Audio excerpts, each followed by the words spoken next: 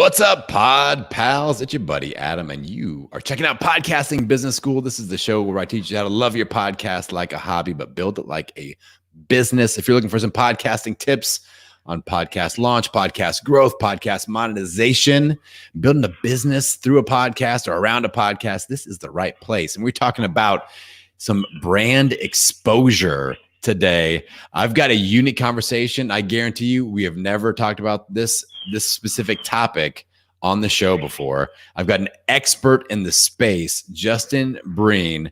This dude is a genius when it comes to brand awareness. He is the go-to guy in many industries for this. He's a fellow strategic coach alum. We're both, we talked for an hour about our Colby scores. So we nerded out over that. So Justin, without any further delay, man, welcome to the show. Yeah, 3673 meets 8671. So it's very rare to have a 6 and a 7 in the middle. In fact, I think you're the first person I've ever talked to with a 6 follow through 7 quick start. So very excited for this conversation, man. Yeah, melding our Colby middle 6-7, the middle 6-7s. It sounds like a band that we could start. Or something. I love it. I'm in. We'll have very creative titles, but a very thorough process to creating all of our music. Right. Correct. Yeah. All right. So I want to kind of start with a little recap of your background in journalism and in the media industry. Could you kind of just get us up to speed on that so people know exactly who they're learning from here today? Sure. Yeah, I'm happy to. So my brain, I'm 100% simplifier. So what does that mean? I take all this complexity and immediately simplify it into patterns. That's just how my brain works. Maybe yours does too because of your Colby, but that's how my brain works. And so I was a journalist for 20 years and created my entire business model based on how PR firms annoyed me for 20 years. So saw a problem, was annoyed by bad PR firms that just annoyed me every day as a journalist, created a solution to the problem, solved the problem, successful global company. So every journalism job you could ever imagine, from executive editor to for a huge staff to sports writer to tiny circulation newspaper. And so every day for 20 years, received hundreds of useless press releases from people I didn't know. And so that's a problem. And so I created a solution to it, solved it. Thanks for putting my website up there. My company's entire process is on the website. There's no tricks or gimmicks or here you go. This is what my company does and solves the problem. And just work with the top visionaries who live in abundance and look at things as investments, not costs, or people that will just do whatever it takes to become one of those people. So it just eliminates transactional, what do you cost nonsense, and focuses on people that want to be transformed and will do what it takes to become transformed.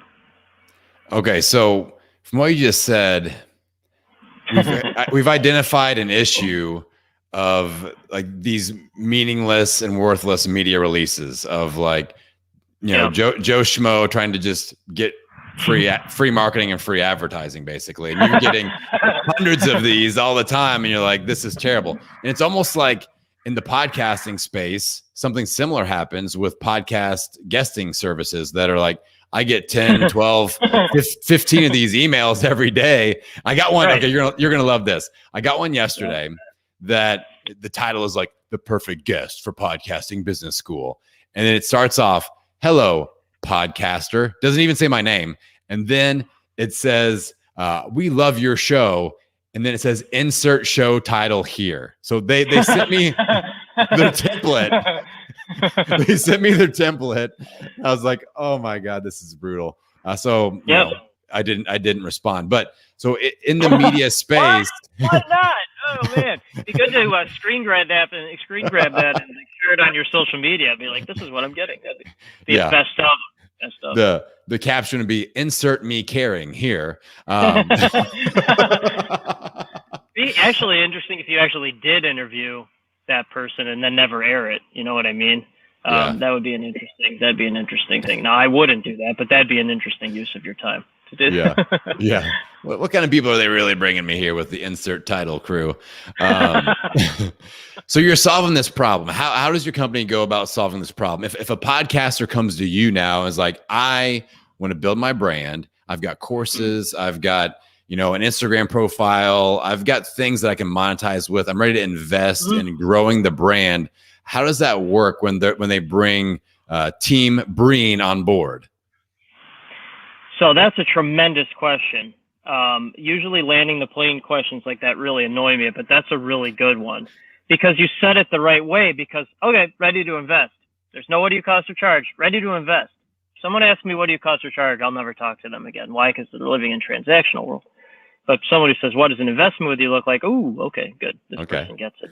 Okay, so that's good. Okay, so 2, media only needs 2 things. Why? Because I'm a simplifier. I turn everything to patterns. And 2, I've done this my entire life. And so media needs 2 things. 1 is a good story, which everyone has, what you've overcome in life. Lost a lot of weight, 1,000,000-pound challenge. Okay, great. Good story. You've been through a lot in your life. Good story. Everyone has that. They just don't know how to do it. That's why they hire someone who's good at it to do that for them. And 2 is a news peg. A news peg is, why is it a story now? So, hey, I started a new podcast. I created this new course. That's easy. That's 2 or 3 lines in the story is the news peg. The story is your story. And my firm writes stories about who you are, not what you do. Nobody cares about what you do. They care about who you are. And if they care about who you are, they will care about what you do. And so it just flips the script. And the stories that my firm does serves the journalist. It serves the podcast host, not the client. The byproduct is the client is constantly interviewed because it's serving the person that wants to interview them, not the one being interviewed. That's it. Solve the problem. So I've got this.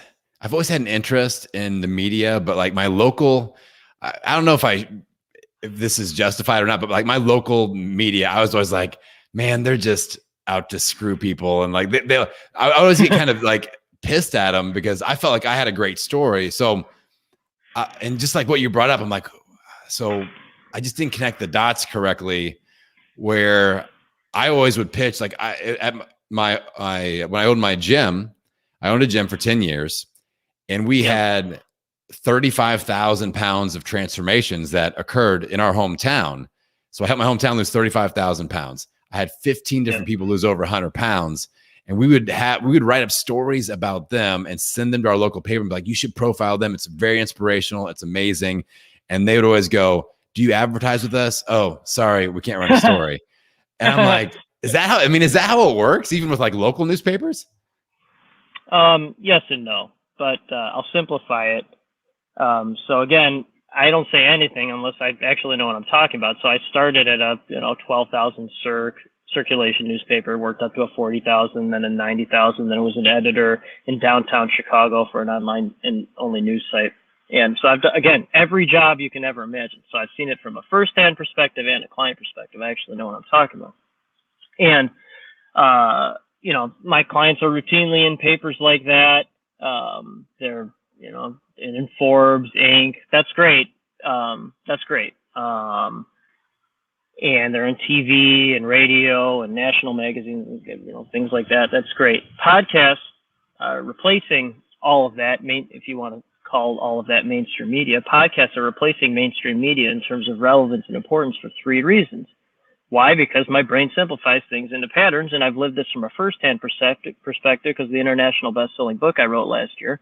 And so I've been on hundreds of interviews, and then I see it from a client perspective. So the three reasons podcasts are replacing mainstream media in terms of relevance and importance, and this answers your question, is 1, the host is an entrepreneur, not a journalist. So they're coming from a place of abundance, not scarcity. They're not looking to, I believe what you said is like, kind of screw you over. They're coming from a place of abundance. Yeah. So they want to talk to you about, okay, so that's one. Two, you can do a deep dive on someone. 30 minutes, 45 minutes, an hour. So it's not a drive-by interview like on TV or radio. So it's not, not 2 minutes, not 5 minutes. It's a real deep dive. So you get to know the guest and the host, by the way, but the guest. And then 3, the audience might not be as large quantity, but it's quality audience, far more qualified. So regular humans probably not going to listen to this, but high-level entrepreneur, someone who, has lost a lot of weight and they're inspired by this, they will listen to this. And so to simplify my simplification, podcasts are essentially a transactional and transformational platform for entrepreneurs. That's what they are. And so I've lived that from a firsthand perspective and a client perspective. I've been a guest, it's up to 8 now. I've been a guest on 8 podcasts, 8, where the host, after the podcast, is signed with my firm. I never expected that. But why? Why is that happening? Because podcasts are a transactional and transformational platform for entrepreneurs. And it cuts through all this noise and nonsense and scarcity that you're talking about from local papers, which, by the way, continue to go down and podcasts continue to go up. Yeah. Yeah. Well, yep. I even tried do you know Jeremy Ryan Slate? Have you been introduced to him yet? If not, no, but I'll make an intro. He's a great guy. I interviewed him and we had talked about doing press releases when you hit certain download benchmarks and hitting up your local paper and going, oh, this local podcaster just hit 1 million downloads, and like a little like press release thing. And I even tried that a little bit. I didn't get any traction with that. I created my entire business model based on how useless press releases annoyed me for 20 years. Yep. So what kind of expectations should a podcaster have? Like if we have podcasters listening in, they invest in you and your firm and what you can do. Like what can you give us any examples of like what they could expect of, okay, maybe they're in Forbes or they're in Inc. magazine. Like, are their downloads going to explode? You know, are people seeing monetization? No. How do they set that expectation in their head? Nope. So in 4 years, I've gotten an ROI question 4 or 5 times. Why? Because people at the highest level don't look at it in ROI. They look at it in trends. They want to be intro to the right person, people like you who can become collaborators with them. No. It's not about ROI. It's about getting in the right network with the right people. Now, does that lead to ROI? Sure. But in terms of examples, there's dozens and dozens of examples on my company's website, dozens. And it's not about ROI. It's about, all I hear over and over is we're tired of being the best secret. We want to be in more news, more media, more podcasts to create more validity and credibility. So it's numbers game is transactional. I live in transformational world. It's very simple. And it's fun because when you hang out with transformational people, they get it. And they just introduce you to more I don't live in transactional world. And I just eliminate that from my life. And all that does, I'll simplify it because most people do live in transactional world and they care about revenue profit. I actually don't care about that. But I simplified and patterned myself in preparation for this interview because most people care about this stuff and I think they'll find it interesting. So last year was record profit total for my company by a wide margin. And I've been an entrepreneur for a little over 4 years and had zero business background, zero when I started this. You don't get into journalism to make money. You just don't do that. So it's always been about purpose. So this week just passed last year's record profit total this week. Okay, so it's mid-August. Okay, great, fine, whatever. And there's 5 reasons why. There's 5 reasons. I did a deep dive on this, and I really thought about it. So one is my wife. I married the kindest, most loving person on the planet, the ultimate stabilizer. She allows me to dream big. 2, I'm part of Strategic Coach 10X and Abundance 360 Summit. Combined, those are about 50K a year investment. That's an easy investment. I'd easily invest 100K in there because the people in those groups are living in transformational world, not transactional. 3, I embraced new technology extremely quick when COVID happened. So, StreamYard, Zoom, immediately embraced it. Didn't think about it, immediately embraced it. 4, thinking globally. I named my years. One of my friends' clients, Joe Martin, he names his years. And so last year, global growth. So every day I say global growth. So clients around the world, all living in transformational world, not transactional. And then 5, as I raise my rates exponentially. Double my rates again this year. Why? Because that just eliminates people living in transactional world and it focuses on people in transformational world. Those people will make the investment to get the results. That's all they care about. That's it. So those are the 5 reasons, and it's endlessly fun because it'll just keep going in that direction. Because you continue to eliminate nonsense and you continue to attract greatness. That's it. Well, I love what you're saying about the living in transformational world versus transactional world because having a show about business and specifically the business of podcasting here, like I feel like a lot of podcasters get into it and they're very transactional. They're like, most people are. I want to replace my income. So I need X amount of people in my membership at this dollar and that. Nope. And if I'm hearing what you're, laying down correctly, it's more about how big of an impact can you make, and like when you team up with the right people, the money basically takes care of itself. Is that kind of what you're saying? It's just a byproduct. That's my whole point. So because of those 5 reasons, the byproduct is my company, and I don't, I work 0 hours a week because none of this has worked for me. That's my whole point. And purpose, right? Again, you don't get into journalism to make money. My first job salary out of college, I graduated from University of Illinois in 1999. So first salary, I think it was $21,000 a year at the Michigan City News Dispatch. You don't get into journalism to make money. It's always been about purpose. And the purpose of my life is to be a connecting superhero for every visionary, abundance, investment, mindset entrepreneur, and share their stories with the world. So sitting in my backyard now, so besides doing that and hanging out with my family, that's 100% of my day. So it eliminates all this nonsense. It eliminates number of downloads and all. That to me it's just landing the plane stuff. That's why landing the plane questions annoy me. Except for the one you asked, it was a good one. But I think it might have mildly annoyed you though. Like I felt it a little bit, but you came around. And then I'm like, oh, okay, that's a good one. But my thing is, and I appreciate the way you're asking things, because you're a lot of most people live in transactional world. I just don't live in. I quantified it. The people that really I partner with, they're really the 0.1%, and that has nothing to do with revenue, but it has to do with their mindset. Maybe 1 out of 1,000 people think like this, but those are the people that change the world. And then those people, I can simplify and activate their message with the world, so they can, and that allows me to fulfill the purpose of my life and share their stories with the world. And those are the people that employ everyone else or come up with the ideas that, that they help everyone else. So I can't help 999 out of 1,000. I can help the one that helps the 999 out of 1,000. And all that directness does is weed out people that make excuses or what do you cost or charge, and just attracts top people on the planet, or the ones that'll make the investment to become those people. It's very simple. Less is more. I like the word attract that you just used. Like that's definitely, if people are using that word, I feel like they're more likely in an abundance mindset where they're like, it's you. What are you, how are you magnetized? Who are you attracting into your life by the way that you act? And I go through different mindset seasons, and we all do. And then all of a sudden, like the advantage that I have the ability to snap out of it and go, okay, I'm attracting the wrong stuff into my life right now. And it always seems like whenever I do something like you did, like whenever I double my prices or I really get outside of my comfort zone, then all of a sudden open the freaking floodgates. It's awesome. And look what happens. Wow. It's wild. It's wild.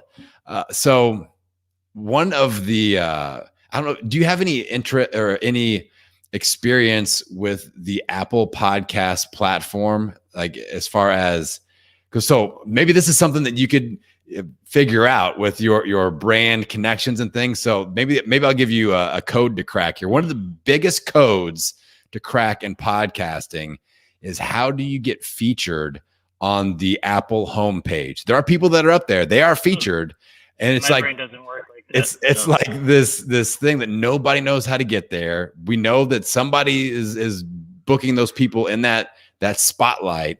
My friend Erica Mandy did it, and she won't give up the goods.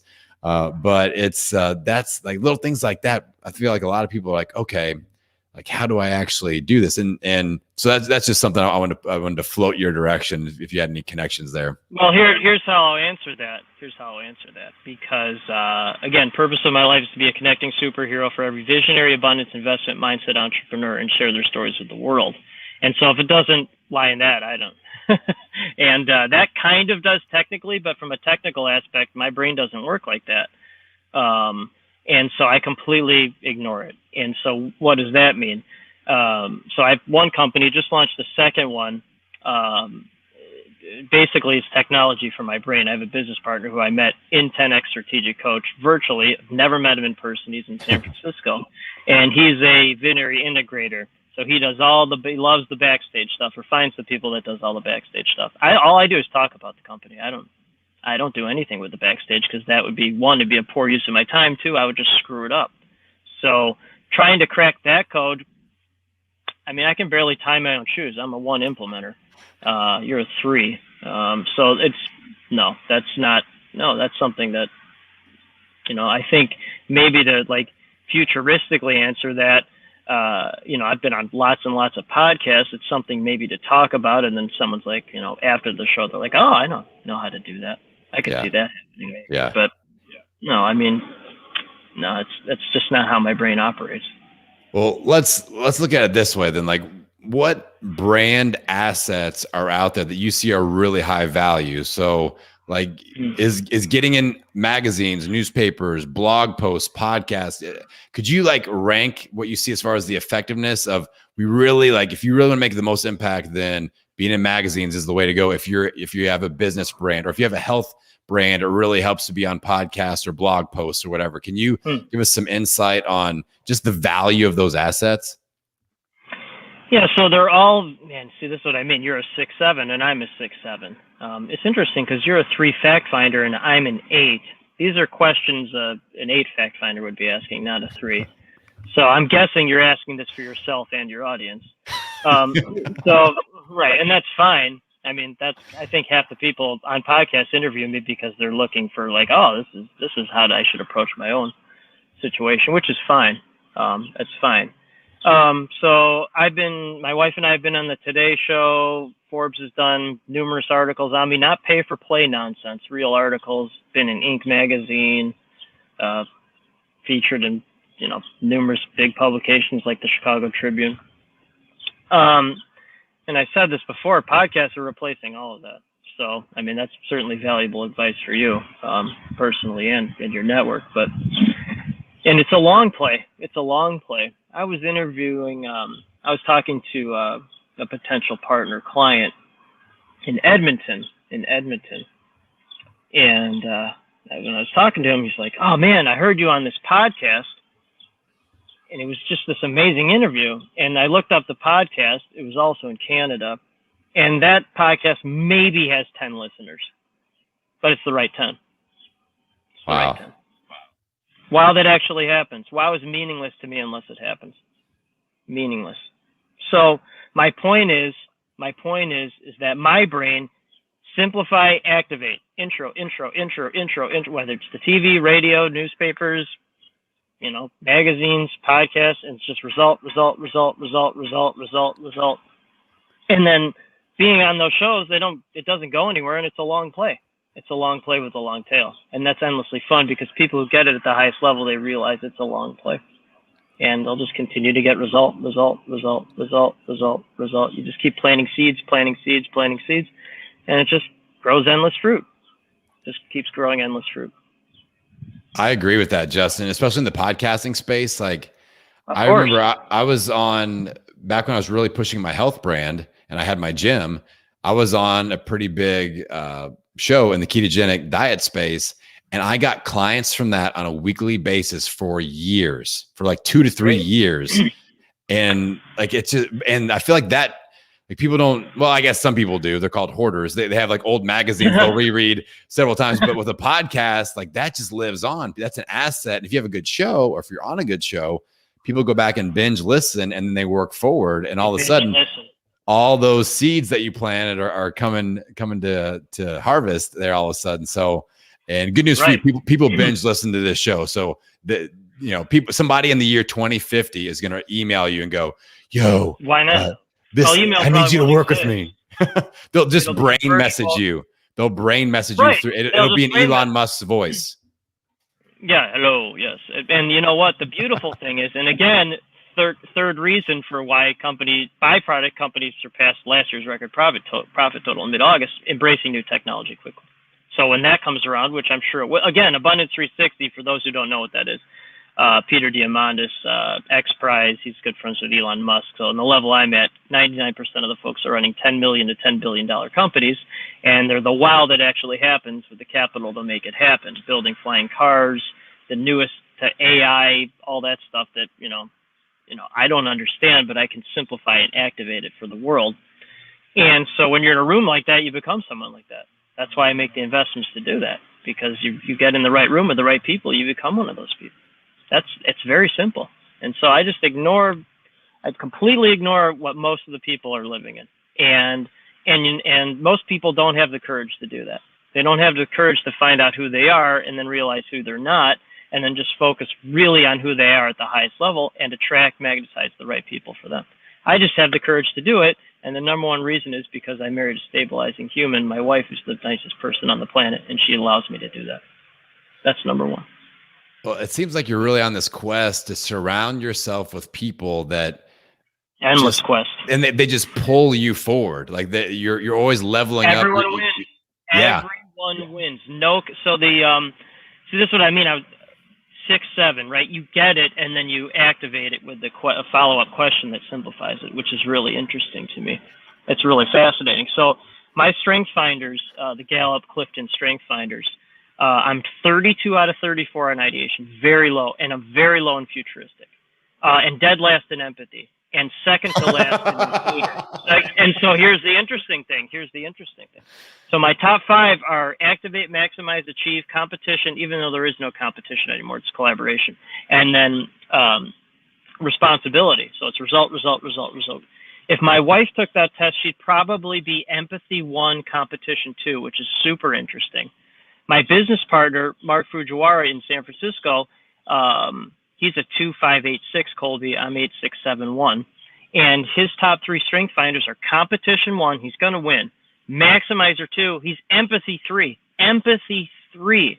So I've just found empathy. I found ideators. I found futuristic people.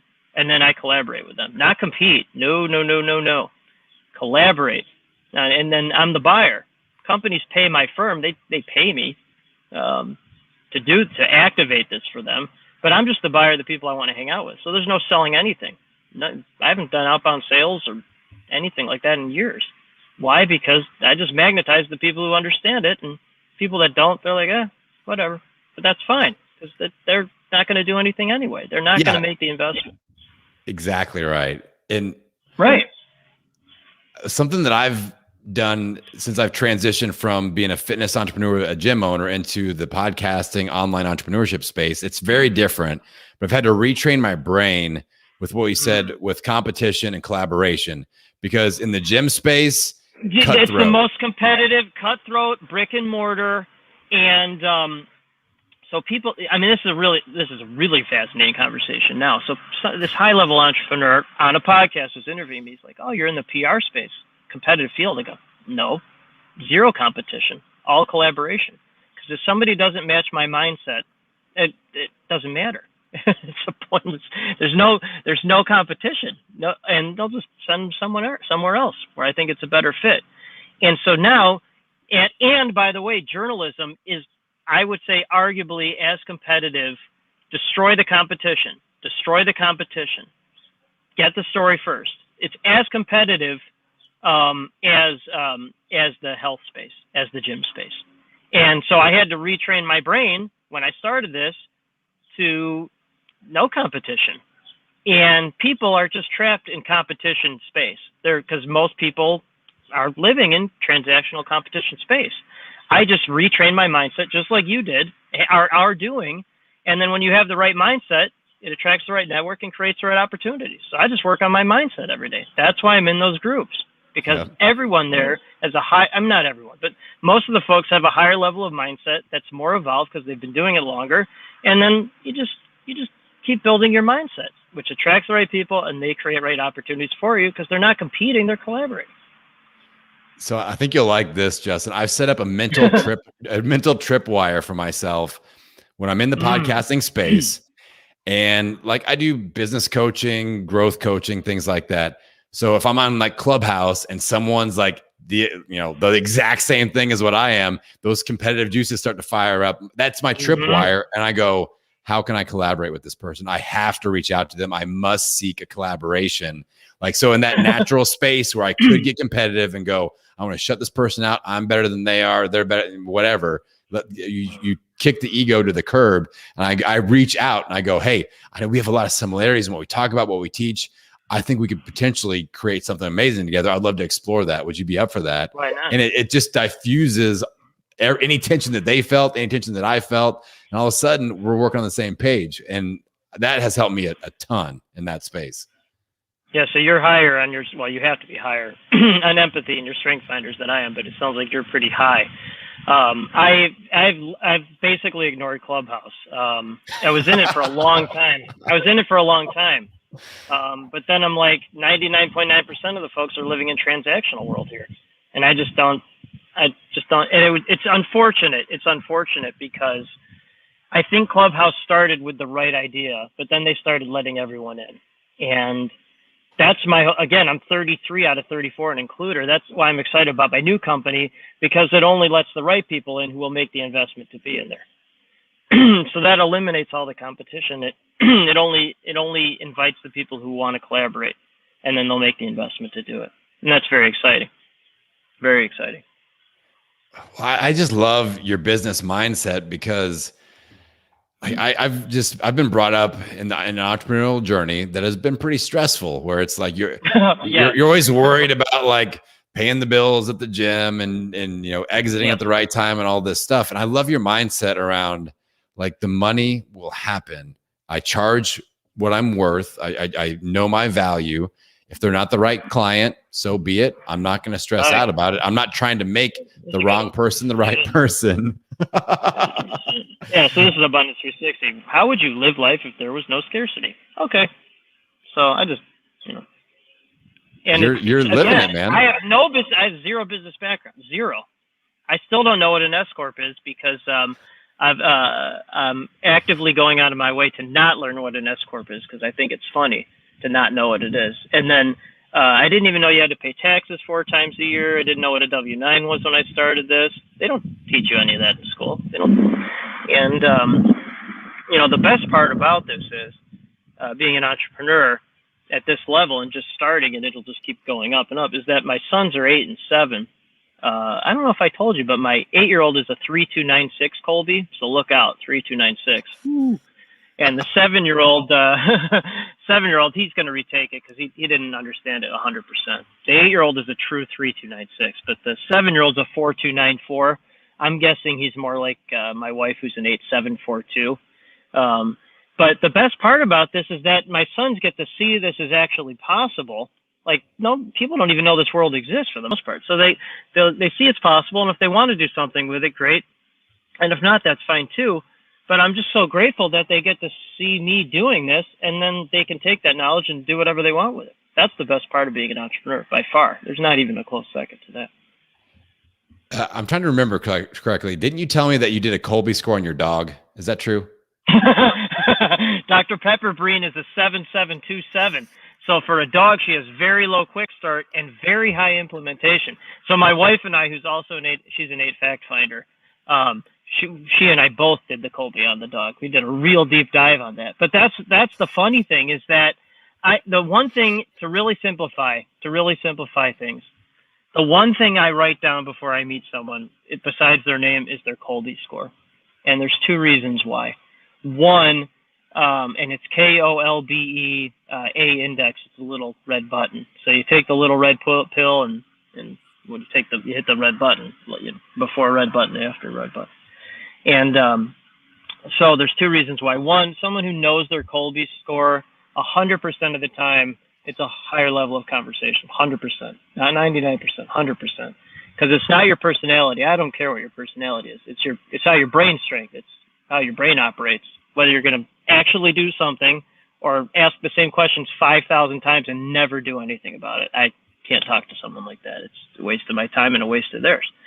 And then 2, it's the Bible of strategic coach, top entrepreneurial group. And, I'm very confident saying top entrepreneurial group in the world. And in strategic coach, it's your name, the industry you're in, health, marketing, whatever. And then it's your Colby score. Yeah. That's it. So I just know immediately who I'm talking to. I know who I'm talking to immediately. Sounds like your dog is like has great computer skills. I mean, the fact that your dog filled out this Colby assessment, man, that's one smart dog. I think that's super cool. I think that's super cool. Good point.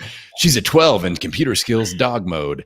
For a dog, she's a very high fact finder for a dog. So you are surrounded by some of the best, like that Abundance 360 crew that you're around. Like those are the best and brightest, like you said, people that are innovating at a level. That's my point. Why wouldn't you want to be around those people? Yeah. That's my point. Most people don't have the courage to make an investment like that. They won't do it. Being around the people that you're around, I'm curious, like, what do you feel like is the most important question that entrepreneurs should be asking themselves right now? Like what we're going through in the world, you know, how the environment that we're in, what should we be thinking about? Nope. Where's my mindset? That's it. Where's my mindset? Yep. That's right. Mindset attracts right network, creates right opportunities. Yep. Where's my mindset? That's it. Yeah. Less is more. Simple. He's a simplifier. And I'm 100% simplifier. I'm 100%. Yep. So so it's funny because those not all, but a lot of the folks in Abundance 360, they're high in ideation, they're very high in futuristic, and I'm very low in those two. But they have maximizer, activator, achiever blended into that, and so they're, and then my brain simplifies it, activates, simplifies their story, activates, simplifies all their complexity, activate, maximize, achieve. And so I know that at the highest level where these mindsets are and where their brain strengths are, and then it can immediately collaborate, not compete. No. Collaborate. Yep. Give us a story from inside Abundance 360. What's something that you saw or an idea that you saw come across and you're like, oh my God, that is crazy. Or like something that just blew your mind that you didn't even think was like even possible. I mean, like everything that they're doing. So, okay. All right. That's a good one. Oh, that's a good 6-7 question.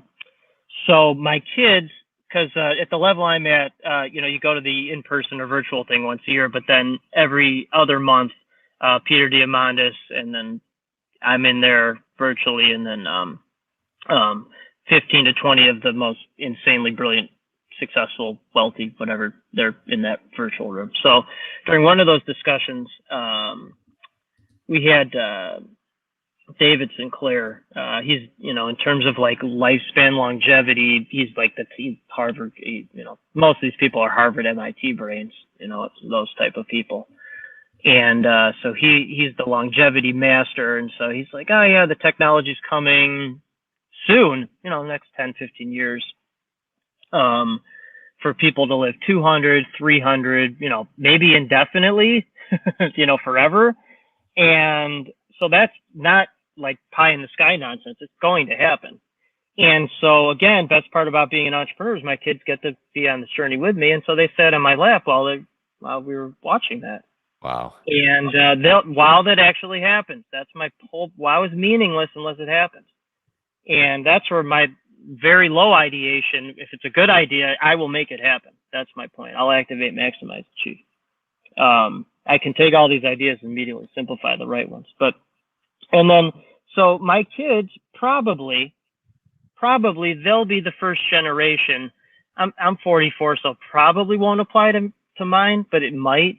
But they'll probably be the first generation where there's a very good possibility to live to 200, 300, if not forever. So, yep. And dude, that's so cool. And I hope that we can both celebrate our 400th birthdays by reliving this episode and watching and listening to it again. So we can make a date on our 400th. We know Dan Sullivan's going to live to 156 years old. We're going to 400. We're going 400. That's our goal. Abundance. So that's a good one. 400. I like that.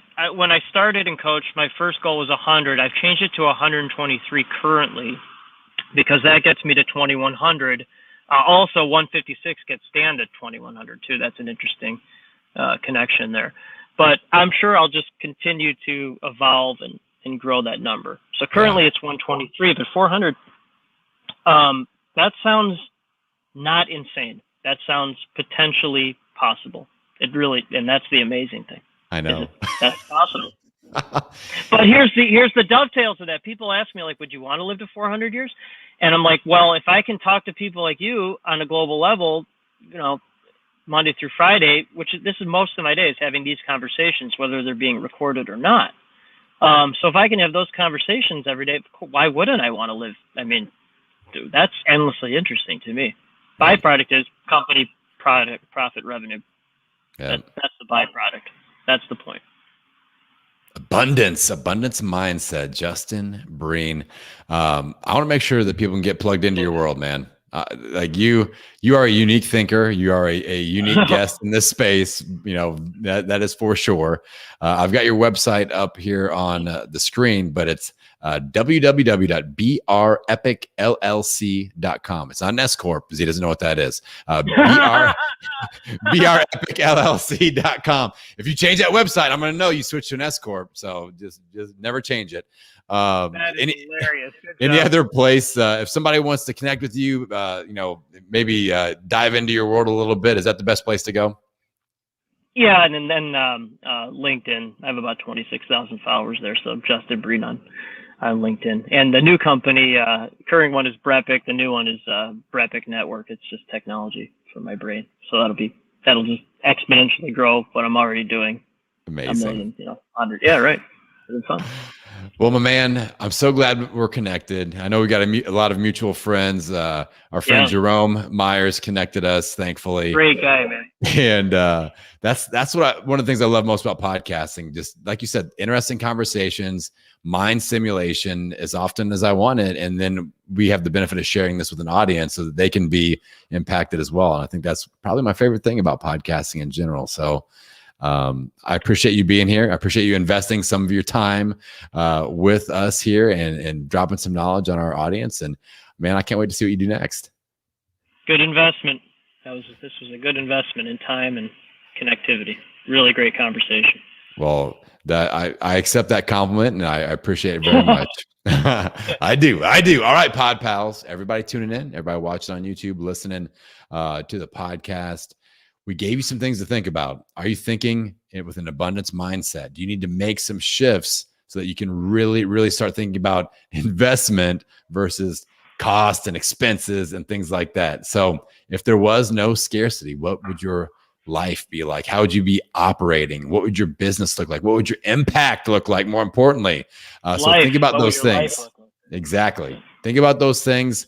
Let's take action on it. And as always, I will send you off into the wild, wishing you health, happiness, and many downloads. We'll see you on the next episode.